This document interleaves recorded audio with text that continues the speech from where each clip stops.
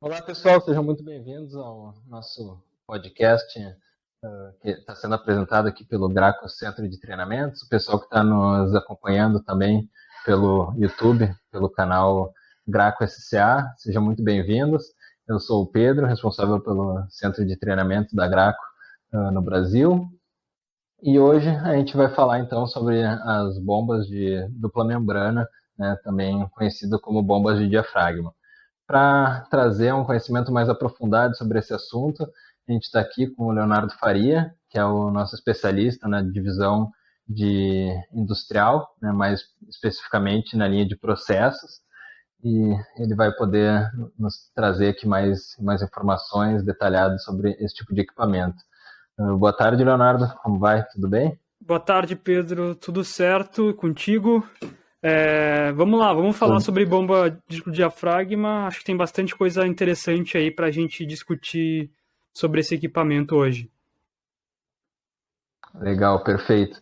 Então, para começar, eu vou ler aqui uma definição do que são as bombas de diafragma para a gente fazer uma introdução e a partir disso a gente dá sequência, né? Então, as bombas de membrana, né, a bomba de diafragma, é um tipo de bomba de deslocamento positivo, geralmente alternativa, em que o aumento da pressão se realiza pelo empurrar de uma parede elástica, membrana ou diafragma, que variam o volume da câmara. Tá? Ou seja, aqui do meu lado eu tenho uma bomba de dupla membrana, ou de diafragma. Ela é composta por dois diafragmas, um em cada lado da bomba, e ela também tem duas válvulas de retenção, ou também conhecida como válvula unidirecional, né? Então, cada uma das membranas vai ter essas duas válvulas unidirecionais. Né? Então, temos uma aqui, outra aqui, e depois do outro lado, da mesma forma, uma embaixo, outra em cima. E o funcionamento da bomba é basicamente o produto entra aqui por essa parte inferior, se acumula aqui, que é onde ele ganha pressão, e conforme o diafragma se movimenta, ele vai sendo bombeado para a parte de cima. Então, mantendo sempre esse fluxo entrando por um local e saindo por outro. É assim que funciona o bombeamento. Tá? Existem diversos tipos de bombas disponíveis no mercado, né? Então, existem as bombas centrífugas, existem bombas peristálticas, bombas de pistão, de engrenagem.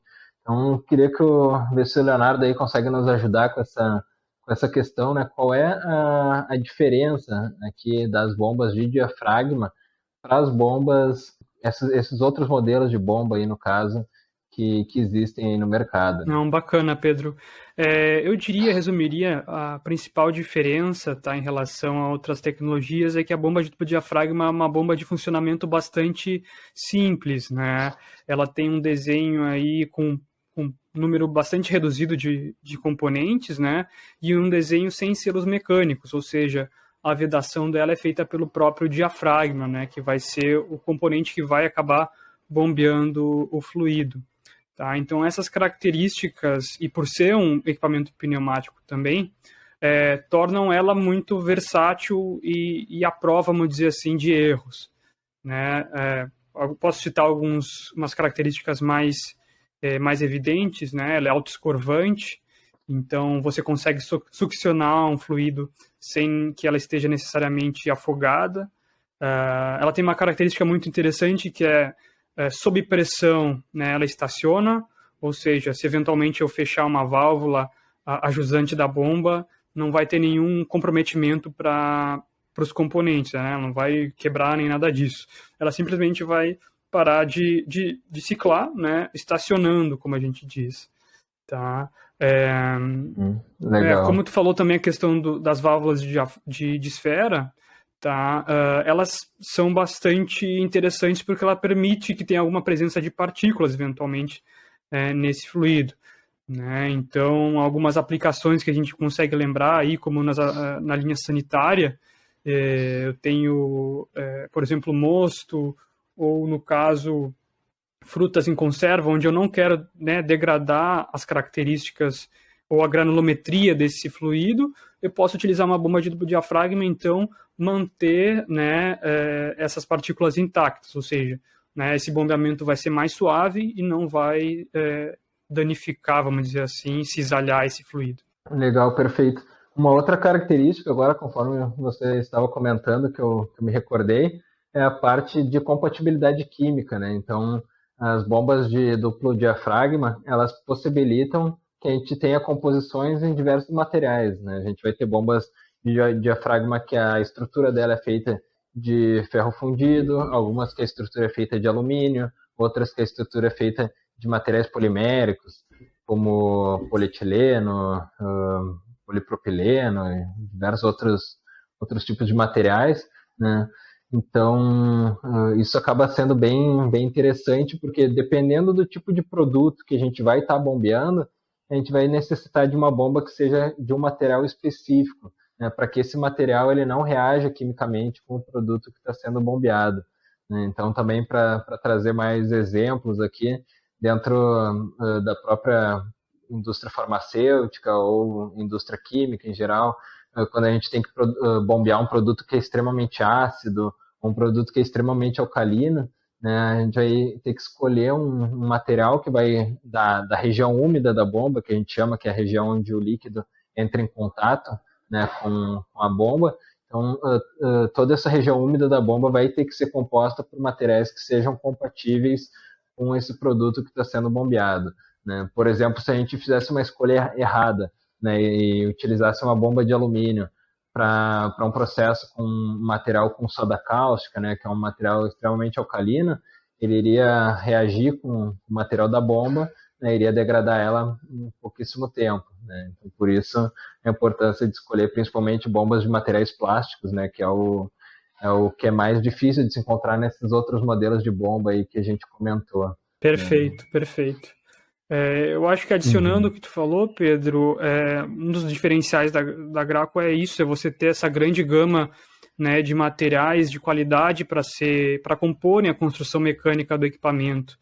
Né? Então, também por ter Uhum. uma cadeia de produção bastante vertical, né, muitos dos processos de fabricação, ou a maioria deles, ele é feito na própria Graco. Então, a gente tem como controlar inclusive a qualidade, né, da nossa cadeia de suprimentos, da onde a gente compra o material, sempre visando uma qualidade e a excelência, né, para justamente prolongar a vida útil, né, nessas diversas aplicações. Tá? Então, como você mencionou, se a gente selecionar corretamente, né, os materiais, a gente vai ter sim uma boa vida útil, né, desse equipamento.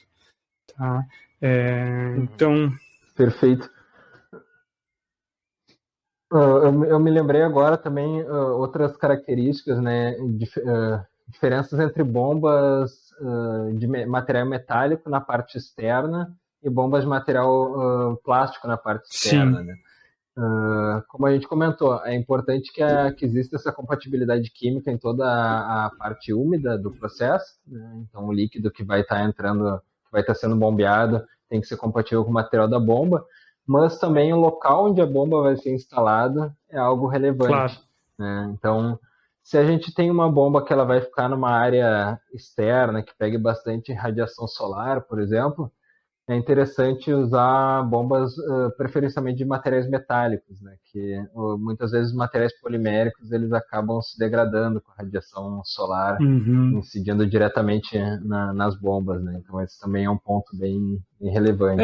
Não só o posicionamento, né, Uhum. Pedro, mas vários outros fatores. Eu acho que é interessante a gente, né, dividir aí para o ouvinte, que ele possa entender mais ou menos como é que está composta a carteira de produtos da Graco. Então, isso está dividido basicamente, como tu mencionaste, né, em bombas de plástico e bombas metálicas, né? Essas bombas metálicas, então, eu vou utilizar para aplicações gerais de transferência, né? E as bombas plásticas ou poliméricas, você vai selecionar para aplicações onde a compatibilidade química justamente é o fator mais importante, né? Por ter um custo um pouco mais elevado, né? Você não vai colocar uma bomba, por exemplo, de polipropileno se pode utilizar uma bomba de alumínio, né? Então, né? Então, acho que a gente poderia também citar aí alguns dos materiais que a gente oferece, né? Como tu já mencionaste, então, o polipropileno, né? O PVDF, o polipropileno condutivo e o acetal, né? Que formariam a carcaça, vamos dizer assim, da bomba. tá? Então, cada um teria, vamos dizer assim, uma aplicação ideal. Eu usaria, por exemplo, um polipropileno para produtos químicos, né? O PVDF aí para quando existe uma alta concentração desses produtos, né? Como tu citou aí a soda cáustica, a própria água sanitária, né? E os outros dois, no caso, que são termoplásticos condutivos, né? Eu vou utilizar quando eu tenha uma atmosfera classificada, né? Ou quando eu vou bombear, por exemplo, um fluido inflamável, como solventes na fabricação de tintas, tá? Da mesma forma, os metais vão ter as suas aplicações também, né? Legal. Uma dúvida que me surgiu agora, né? No meio desses diversos materiais aí que compõem as bombas e com seu conhecimento aí de mercado que há tantos anos vem desenvolvendo o Brasil aí nessa área, desses materiais, qual das bombas, né? Seja a ferro fundido, seja alumínio, ou os outros diversos materiais, qual delas que é mais amplamente comercializada, qual delas que tem um maior número de vendas, digamos assim? Uma ótima pergunta, Pedro, uma pergunta muito boa. Eu diria, na verdade, o que a gente constata é que o alumínio, tá, a bomba de carcaça em alumínio é a bomba mais popular justamente pela questão de custo-benefício, né?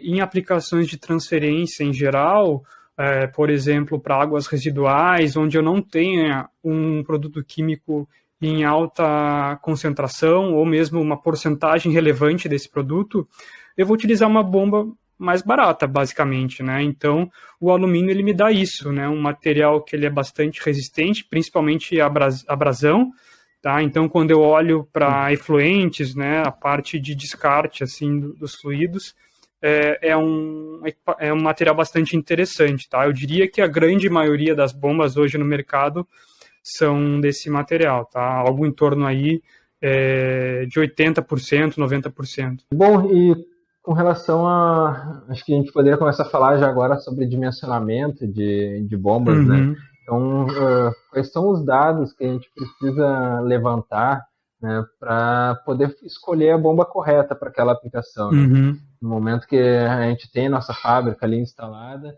né, que tipo de informação a gente tem que buscar e para poder trazer para o distribuidor, né, para o nosso fornecedor, para que ele possa estar nos direcionando para o equipamento correto. Claro, perfeito. Bom, assim como a questão da compatibilidade química, né, Pedro, que a gente mencionou, que a Grauco oferece vários materiais para você compor a sua bomba, a gente também tem vários modelos, né, da bomba Husky, principalmente, né, que vão te dar aí uma vazão de uma vazão baixa até uma vazão extremamente alta. Então, um dos fatores principais seria qual o meu fluido, né, o que eu vou bombear, para justamente a gente garantir que a bomba vai ter uma vida útil, ou seja, que ela vai ser compatível quimicamente, né, a vazão que você deseja, né, atingir, seja numa transferência ou eventualmente, né, na parte de efluentes. Também a questão de presença de partículas, né, se existe alguma partícula nesse fluido, no caso, por exemplo, que a gente citou aí, dos efluentes, que às vezes tem pedras, né, pequenas partículas desse fluido, enfim. A viscosidade também é algo bastante importante. Tá? A gente sabe que a bomba de duplo diafragma ela consegue bombear fluidos, né, de baixa até uma média viscosidade. Tá? Então, é importante eu olhar para isso também, até para né, estimar mais ou menos qual vai ser o meu desempenho dessa bomba. Tá? Perfeito. Acredito que seriam esses os principais. Legal. E também um outro fator que agora me veio seria a parte de legislação, Claro. né? Então, existem aí algumas normas, alguns requisitos que, dependendo do local onde a bomba vai ser instalada, ela precisa atender essa norma, né? Perfeito. Então, por exemplo, uma das normas que dentro da Graco a gente mais escuta falar, né, que são a certificação ATEX, né, certificação para trabalho no local com atmosfera potencialmente explosiva, ou também conhecido como zonas classificadas, né, isso é muito comum dentro da indústria petroquímica, bombas que vão trabalhar em plataformas de petróleo, por exemplo, ou em outras indústrias também, em geral, que vão ter ali possivelmente gases inflamáveis, trabalhar com líquidos inflamáveis, né, e onde qualquer faísca poderia dar início ali a um incêndio, a uma explosão. Então, isso também é algo importante, né, antes de fazer a instalação de uma bomba, verificar se é necessário ter essa certificação, né, no caso a certificação ATEX, né, e qual o grau de proteção, qual o nível da zona ali onde a bomba vai ser instalada, para confirmar se ela atende. Né. Existem também outras normas que são bem relevantes, né. Por exemplo, na indústria farmacêutica, existe uma norma bem rigorosa quanto à rugosidade superficial, né, da parte que vai entrar em contato com o fluido. Então, além da bomba ser obrigatoriamente feita de inox, né, em muitas situações, né, composta de inox, ela vai ter também que ter essa característica de uma baixíssima rugosidade superficial, né, porque qualquer ranhura, qualquer rugosidade superficial é um local onde existe uma maior probabilidade de ficar algum micro-organismo se proliferando ali naquela região, ou até mesmo alguma contaminação. Né? Então, devido aos extremos graus de pureza que precisa ter os produtos que vão estar passando por aquela bomba, existe uma norma tão rigorosa quanto essa característica. Né? Perfeito. Também algumas... eu diria que assim, as aplicações onde o cliente tem requisitos de uma aprovação de norma, a gente sempre fala para ele nos trazer, né, essas necessidades, e a Graco tem uma grande gama de produtos que pode atender, né, como você falou, tanto demandas da indústria como demandas, né, da parte de aplicações sanitárias, seja uma indústria de laticínios, uma indústria de bebidas, de alimentos, ou propriamente da indústria farmacêutica, tá? Então, por exemplo, no caso, a gente poderia utilizar um inox 316 polido, enfim, que garantiria todas essas questões, né, de sanidade e qualidade do produto final que o cliente quer obter, né? E voltando então para a parte de dimensionamento, só para trazer alguns dados dimensionais mesmo, né? Então, as bombas de dupla membrana, normalmente elas vão trabalhar numa relação de 1:1, né? Ou seja, a pressão de ar que está entrando na linha é a mesma pressão que vai ser transformada ali, vai ser transferida para o produto que está sendo bombeado.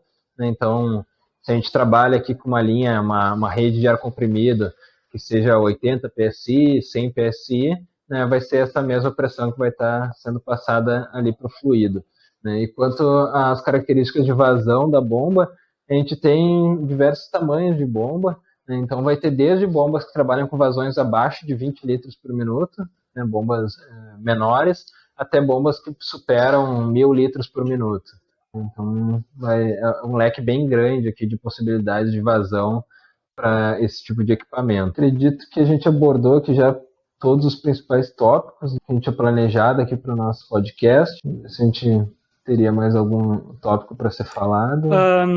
A bomba elétrica, né? Talvez a gente poderia mencionar que é um equipamento bastante interessante. Justamente é um lançamento, na verdade, recente, a bomba elétrica de duplo diafragma, tá? É um equipamento, na verdade, que ele mantém as mesmas vantagens da bomba pneumática, né? Ou seja, ela é autoescorvante, ela estaciona sob pressão, mas ela tem uma vantagem adicional, que é não precisar do compressor de ar para o seu funcionamento, né? Então, hoje a gente está sempre buscando, né, uma maior eficiência energética dos equipamentos, então essa bomba, por ser alimentada por um motor elétrico, né, ela dá isso, né? Você não precisa do compressor, né, de ar, então justamente ela acaba sendo bastante mais eficiente e também permitindo que você instale com um inversor de frequência, um controlador, até em aplicações de dosagem, né? Ou seja, eu posso controlar o volume, a minha vazão de acordo com a rotação desse motor elétrico. E também a questão da eficiência, né? Eficiência energética, no caso. Exato. Então, se a gente utiliza um compressor de ar que é elétrico, A gente vai ter todo o trabalho de converter essa energia elétrica em ar comprimido para depois converter essa energia ali que existe no ar comprimido em movimento do fluido. Exato. Né? Enquanto que numa bomba elétrica a gente elimina a necessidade de transformar em ar comprimido, né? E a energia elétrica, então, ela vai ser diretamente transformada em movimentação do fluido, né? Removendo aí uma etapa do processo, tornando ele mais eficiente, né? Reduzindo também o consumo de eletricidade. Exatamente. O que a gente tinha planejado para hoje, então, era isso, né? Esse conteúdo. Agradecer ao Leonardo aí pelo tempo e pelo compartilhar o conhecimento dele com a gente. Né? Nos próximos eventos, a gente vai trazer aí conhecimentos mais específicos, então, sobre esse assunto, mais detalhes sobre quais os materiais que podem compor uma bomba e como dimensionar ela mais especificamente para cada caso, né, e levando em consideração os custos e compatibilidade química e também outros tópicos aí que a gente vai trazer nos próximos encontros. Beleza, Pedro, obrigado aí pelo convite. Acho que os próximos podcasts prometem bastante. Para quem tiver interesse, a gente vai então, né, selecionar passo a passo aí todos os componentes da bomba de tubo diafragma e também falar um pouco sobre como dimensionar esse equipamento. Então, fiquem antenados aí para a sequência. Obrigado e até a próxima. Tchau, tchau.